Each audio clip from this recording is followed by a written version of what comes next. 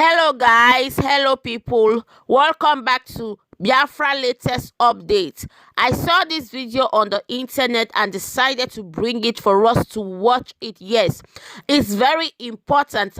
Do watch the video to the end and write on the comment section what you think about the video. Of course, every opinion counts on this channel, so you are free to write what you think about on the comment section. But please do not forget to subscribe to this channel. Do not forget to turn on your post notification so that whenever I upload a video, you'll be amongst the first to be notified. I thank you so much as you do so, and may God bless you. Most of the African countries, Fulani are in power. So they clamp down on the people, on agitators, on activists who are fighting to make sure that the Fulani conquest of Nigeria is resisted, are being captured in African countries because of the Fulani influence in all those African countries. Let me make it very clear today. It is going to be a task. I want our people, our researchers to go to work and get us the president of African countries and their religion.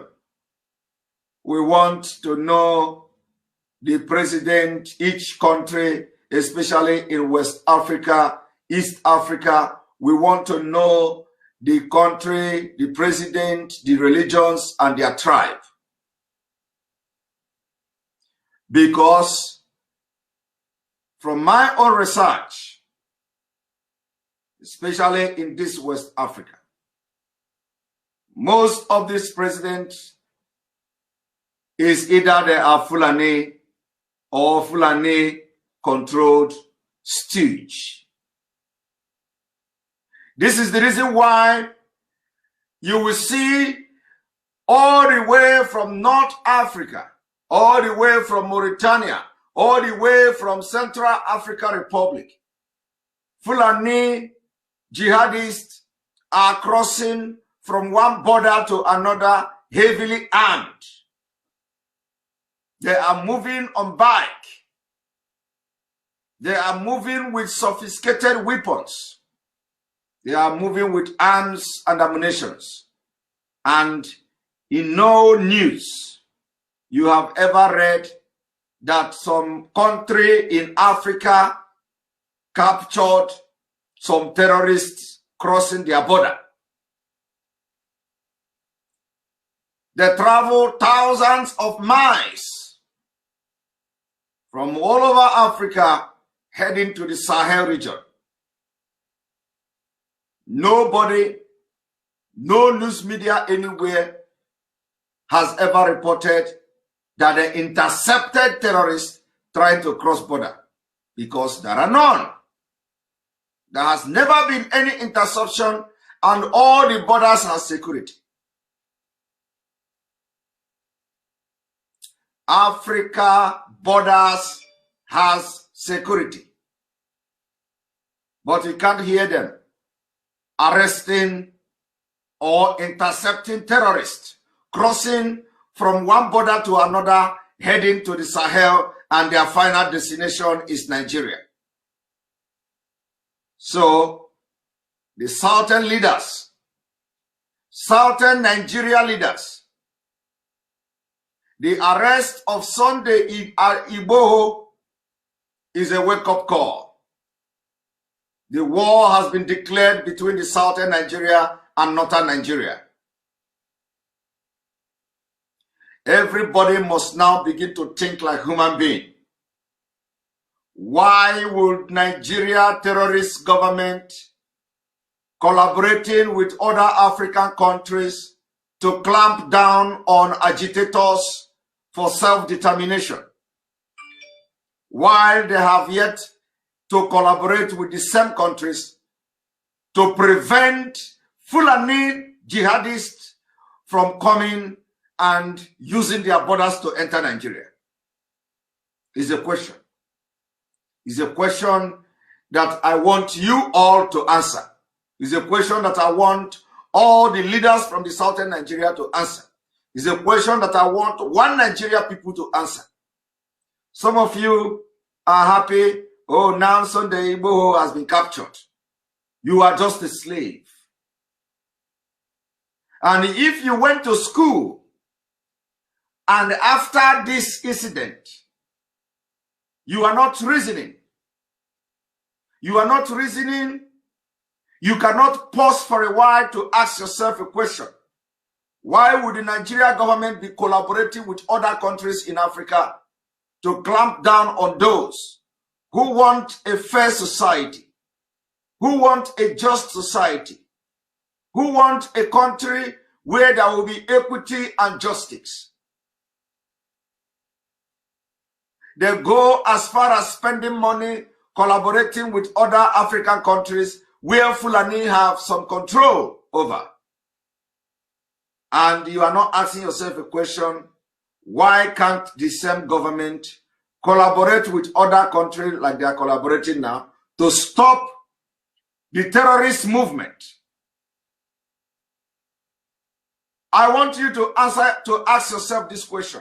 Why can't Nigeria government collaborate with other African countries to stop the movement of Fulanis from other African countries all the way from Mauritania down to Sahel? If you are able to answer this question, I believe you will never remain the same. Because the answer to this question will shock you. The answer to this question is this. The answer to this question is that the government of Nigeria, the only proposed agenda of the government of Nigeria is to Fulanize Nigeria. That is the only purpose. In collaboration with every other country that Fulani are controlling. And that is why it will be very important for you to know how many countries in West Africa their president are Fulani. How many countries in West Africa their presidents are Muslims? How many countries in West Africa that the president are stooge of Fulanis? It is very important you do this research so that you have better understanding of why some of us are not sleeping. We are not sleeping because we want to do everything to make sure that we have a country where we can call our own. A country where everybody will be treated equal. A country where you will have same culture, same language, and almost the same thing. Not a country where you will come and be speaking Hausa and nobody will understand you. Not a country where somebody will come and start speaking Fufude. Nobody will understand you. Not a country where your president will address their own people with their own language and you don't even understand what the hell he's saying. Not a country where they will kidnap the biggest figure in Biafra and they will come back to Nigeria to speak in Hausa language. BBC Hausa, address the nation in Hausa language like Malami did when he wanted to break the news that they have captured and kidnapped Mazi Nnamdi Kanu. He spoke in Hausa language. Nobody knew what the hell he was talking about. So the southern Nigeria must wake up. The time has come. Things are going to be happening. Things are going to be happening. And it is either we are going to compel you. So many head will roll. It is now clear. If it is not clear to you before, it should be very, very clear now. So many heads are going to roll. Let me make it very clear. We want to know how the Nigeria government are going to handle it. we are watching with keen interest whether they are going to kidnap and do extraordinary rendition like they did to our leader Mazi Nnamdi Kanu, or they are going to follow extradition process. And we want to know what Benin Republic, even though Benin Republic is somehow partially dependent on Nigeria. Nigeria supplied them light, electricity. And when you go to Benin Republic, they have almost 24 hours electricity, but the Nigeria that supplies them electricity don't have that electricity. So we want to know how it is going to play. Whether they are going to repatriate Sunday Igboho illegally without following their own country law, without following the AU Charter and what have you. We are going to see how that will play. It is going to be a case study. Nigeria government, in their desperation to kill everybody and stop everybody that challenge their Fulanization, all terrorists in Nigeria are working freely.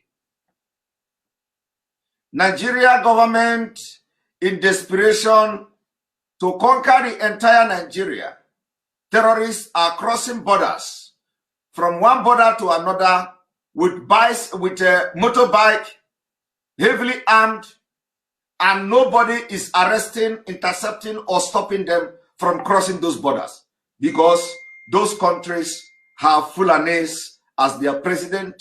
Those countries are influenced. The leaders of those countries are influenced by Fulanis, and you must know it today. You must know it, because some of you are not thinking that far. Some of you are not thinking that far.